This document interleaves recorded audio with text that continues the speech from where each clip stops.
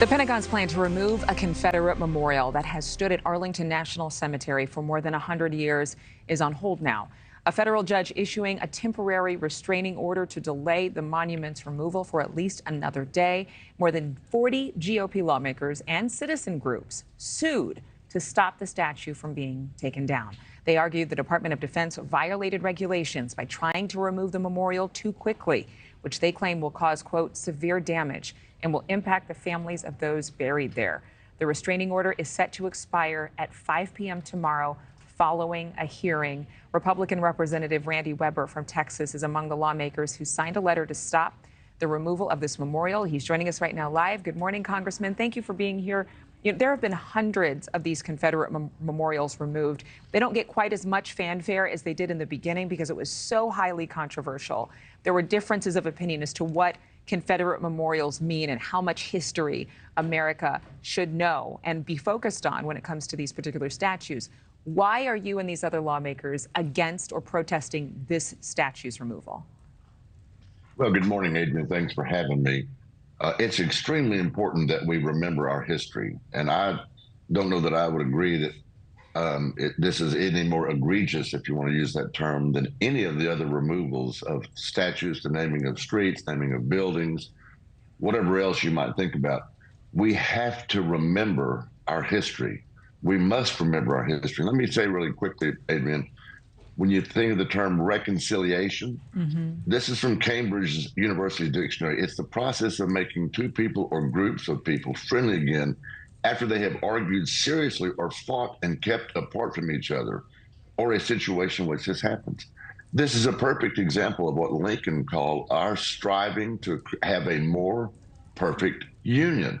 We're imperfect people, but we must remember that we make mistakes, and the people who make mistakes don't need to be denigrated and done away with completely. This is madness. I think there are a lot of Americans, in fact, I would venture to guess half the country is split on this issue.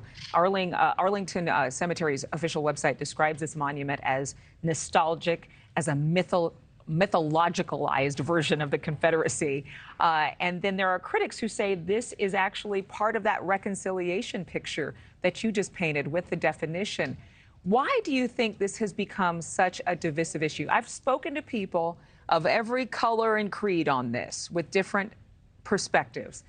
And it appears as though there are some in this country who think removing the statues actually removes the sins of a generation. What do you say to that? Well, why don't we go back to every president? We can start with President Clinton, who committed adultery, in my opinion, in the White House. Go back to every single president that's ever aired, every single member of Congress, every city council member, the governors. The list is endless. Why don't we go back and remove the name of why don't we just go back to the Garden of Eden and remove the name of everybody who sinned? It's madness, Adrienne. Do you believe that these statues, the remaining ones, because there's only, I want to say there's only about 700 remaining in the entire country right now. Do you believe the rest of them should be preserved and that perhaps by blocking this removal, you'll actually set precedent for other statues? Is that the end goal? Well, I would hope so. If we're going to come together, if we're going to have reconciliation, quite frankly, then there's got to be an understanding of our history.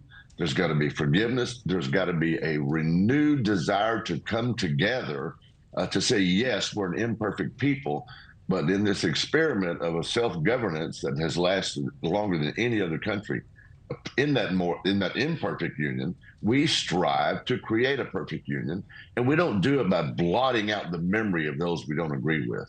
What do you expect to happen in this hearing? The judge, again, putting that temporary restraining order, that judge happened to be a Trump appointee. He also happens to be African-American.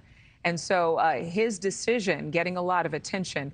But do you believe that this hearing will actually side with you all and these other lawmakers? Well, we would hope so, and you kind of imply an interesting concept to what's going on. Yes, he's a Trump appointee, and I have to ask myself, are there people who want to actually have this done, and they're mad because a judge appointed by former President Trump is involved in this? Again, the judges are to be impartial. We could look up, obviously, the definition of a judge, an impartial judge. But people have got to get over their angst and their anger over the Trump administration. They've got to get over their anger of what happened in the past and come together again. All they're doing is actually perpetuating the angst, the anger, and the unforgiveness that seems to exist in a lot of these people's minds. Thank you for watching. Go to newsnationnow.com to find News Nation on your television provider. And don't forget to click the red subscribe button below to get more of News Nation's fact-driven, unbiased coverage.